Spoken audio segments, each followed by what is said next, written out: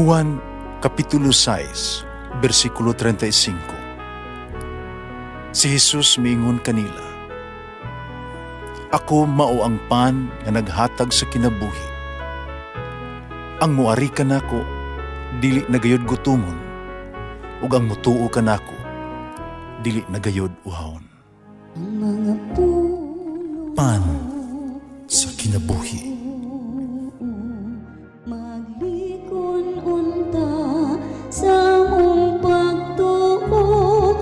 Gagakakabi sa pagtuman sa imong mahal nga kasuguan. Ginuma na kaninyo. Santos Ebanghelyo sumala ni San Mateo. Si Jesus mingon siya mga tinunan. Dili ang tanan nga nagtawag kanako Ginoo, Ginoo, makasulod sa giharian sa langit. Kundili, kato lamang nagtuman sa kabubuton sa kong amahan nga tuwa sa langit. Kung maabot na ang adlaw sa paghukom, daghang unyang miingon kanako, Ginoo, Ginoo, dili ba sa imong ngalan nagsangyaw kami sa mensahe sa Dios? O pinaagi sa imong ngalan, hingilan namo ang mga yawa? O naghimo kami daghang mga milagro? Apan ako miingon unya kanila, wala ko makaila kaninyo, pahawa kamong mga makasasala. Busang tanan nga makadungog sa akong gisulti og dili magtuman ni ini. May sama sa usa ka taong buang-buang nga nagtukod sa iyang balay diha sa balas. Sa di may bundak ang ulan, may baha ang mga suba, ang hangin may hapak. Unya, may kuso-kuso ni adtong balaya, natumba kini, o nagunob. Sa pagkahuman ni Jesus, ugsulti ni ini mga butanga, ang mga tao natingala sa ihang pagtulunan. Kay ubanan mga gahom ang iya mga kitudlo, o dili sama sa ilahang mga matutudlo sa balaod. Ebanghelyo sa Ginoo. Pasalamati ang Ginoo kay siya maayo, ang iyang gugma mulungtad hangtod sa kahangturan. Pasalamati ang Dios sa tanang mga Dios, ang iyang gugma malungtaron. Pasalamati ang Ginoo sa mga Ginoo, ang iyang gugma balungtaron.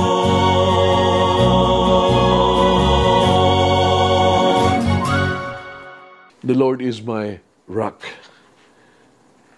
2 Samuel chapter 22 verse 2. Sa bahilo karong adlaw, ipangayo ni Jesus ang ato ang binuhatan, dili ang mga saad. Ipangayo niya ang buhat, dili ang mga teorya, mga aksyon, dili lang yano ng mga pulong. Busa, ang pagkaila kang Jesus, dili igo.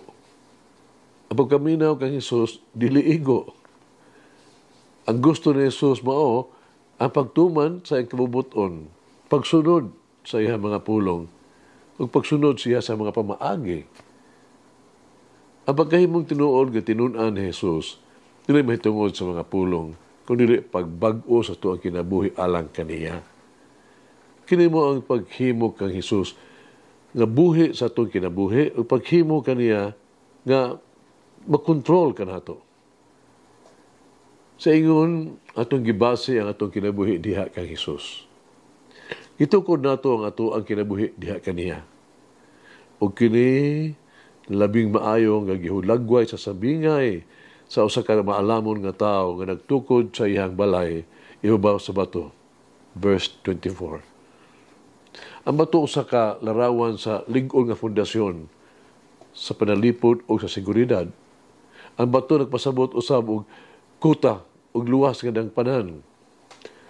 Pato sa daang tugon nagtumong sa Dios ingon nga usa ka lig-on nga fundasyon. Gikan sa kaduhang basahon ni Propeta Samuel, sa dihang si David giluwas gikan sa iyang mga kaaway, sinipahayag, O Ginoo, akong bato, akong kuta, akong manluluwas, akong Dios, akong bato nga danang panan. Akong taming, ang sungay sa akong kaluwasan, akong kasalipdanan, akong danang panan, ako mamangluwas, gikan sa kapintasan, gibantayan mo ako. Chapter 2, verse 2 to 3. Sibulan karon ang sabingay sa pagtukod og balay, nagpadayag ka nato mahitungod sa kaimportante gyud kay mahimutan kini tinuod nga husto nga fundasyon sa kinabuhi. Alang ka nato, ang husto o tinuod nga fundasyon sa atong kinabuhi, kailangan yun nga si Jesus lamang. Busa, di lamang nato madungog ang mga pulong si Jesus. Apan nabaw pa, ay kinahanglan natong hubaron kini sa buhat. Uban ni Jesus ang ato ang fundasyon sa atong kinabuhi, wala bisan kinsa nga mga bato ka nato. Wala makapildi ka nato. Wala makaguba ka nato. Kini tungod kay ang Ginoo Jesus mauman ang ato ang bato ug kaluwasan. Kung ato ang kinabuhi natukod diha kang Jesus, dili kita matarog, dili kita mapakyas. Magagawan ta kita sa mga unos ug bulog sa kinabuhi. Ang ulan, baha ug hangin nagapresentar og mga pagsulay o kalisdanan sa kinabuhi. Ning kinabuhi masulayan gyud ang ato ang pagtuo. Doon ay mga cross nga atong pasunon. Panuban ni Jesus, ingon nga ato ang fundasyon, atong mabuntog kining tanan nga tentasyon o mga kasamok. Uban sa itong kinabuhi, nga lig-on, ang ipasukad sa pulong sa kabubuton sa Dios, kita lig-on nga luwas o luwas. Atong pangutan ng karon atong kaugalingon. Asa nato gitukod o gibase ato ang kinabuhi? Unsa ang ato ang mga securities sa atong kinabuhi? Nakatagana ba sila alang kanato o kinabuhing dayon? Di sugilano sa kamahan, sa kapamilya, kanun kay siyang busy siyang trabaho. Wala siya panahon sa iyang pamilya. Kanun siyang nalingah sa daghang kaayong mga hinungdan nga mga butang. Ang iyang asawang iyang mga anak, ang iyang anak, bugtong anak niya lalaki, kino naghangyo kaniya nga, dadon sila ba, isuroy sa gawas, magang malingaw-lingaw ilang pamilya. Kino na siyang mga tarungan, nga diligid sa makahimo tungkol kay, lagi, busy kaayo, ay schedule pig-out yung kaayo sa trabaho. Kung sa ning daghang pasangil, pagpuspon, nga iyang mga pangrason. Sa katapusan, miabot yun ang adlaw nga siya, nisugot na. O sila nisuroy, paingon sa ka resort, diha sa kilid sa mga bungtod. Sa ilang pagpaingon sa ilang destinasyon, nagian nila ang usa ka attraction nga gitawag og di Eco Point. Eco Point. Nakuryoso ang anak bahin sa Eco o gihangyo ang iyahang gidikanan na mahunong sila makadiyot. No?